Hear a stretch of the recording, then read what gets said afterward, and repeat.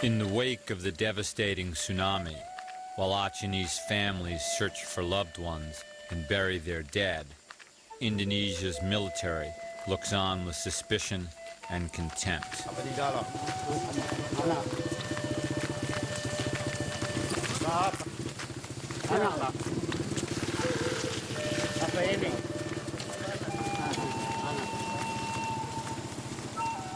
More than 100,000 Acehese are dead, entire towns washed away, and much of the capital reduced to rubble. But Indonesian soldiers still see their enemies everywhere. Pasti separatis. Kota separatis. Indonesia's brutal war with Aceh's Gam separatists has been going on for decades, and tsunami or not, it was continuing.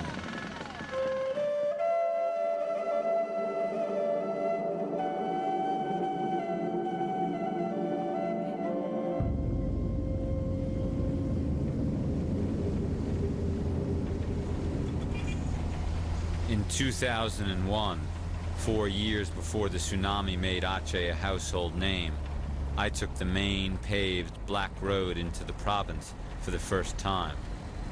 My name is William Nessen. I was a freelance journalist based in Jakarta, the Indonesian capital, and Aceh was a little-known place at the western edge of Indonesia, whose lonely independence fight made few foreign headlines.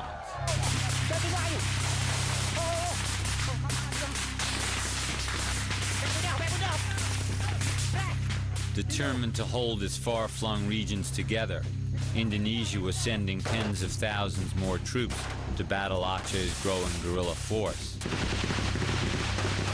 It was one of the world's longest-running wars, and I hoped to cover the fight.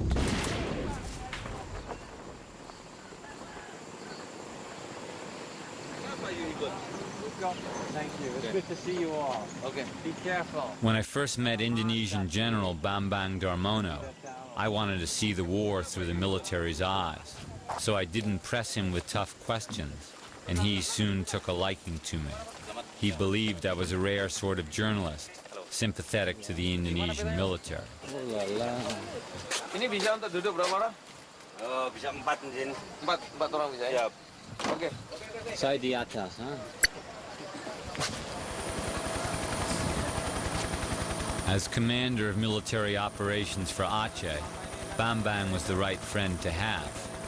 So was my guide, Atjeh Marhaban, a translator from Jakarta, who Bambang clearly trusted. I was one of many foreign journalists Atjeh took around the troubled province.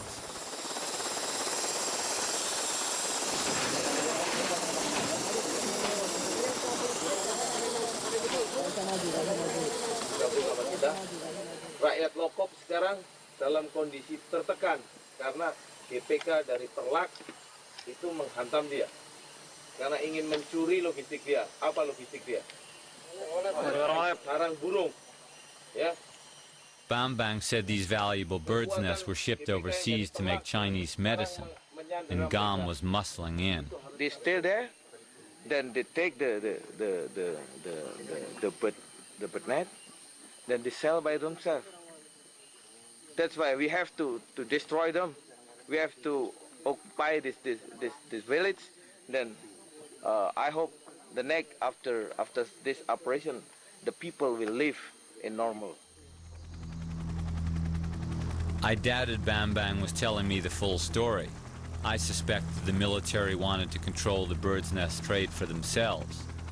After all, Indonesia and its military had made billions from Aceh's vast natural gas deposits and other rich resources, and left the people poor.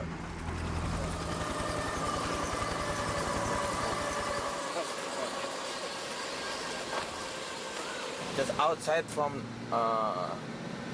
the mosque, then take weapon. A separatist had shot one of Bambang's men while we were away. He's lucky to be alive, huh? Yeah. Just like this. Here is like this. Always like this. Neither Bambang nor his soldiers realized that a separatist was riding right beside them. Shadia, the trusted translator from Jakarta, was actually Achenese, and her other unpaid work was campaigning overseas for Aceh's independence. It's a Dutch cemetery called Kirchhoff Cemetery here in Atjeh, where we can see more than 5,000 soldiers, Dutch soldiers were killed here. For centuries, Aceh's maritime trade and early conversion to Islam made Atjeh part of the Indian Ocean world, with little connection to the islands to its east. Atjeh remained an independent nation until the 20th century, while all around it, the Dutch and British took control. The Dutch declared war with Atjeh in 1873, and the Dutch regretted it. They never really conquered the whole territory of Atjeh. It's a tough war for the Dutch here in Atjeh. It's warrior. There's a bunch of warriors in the past and up to now. Atjeh was administered by the Dutch as part of their vast East Indies colony, what would become Indonesia after World War II. But the Achenese never surrendered.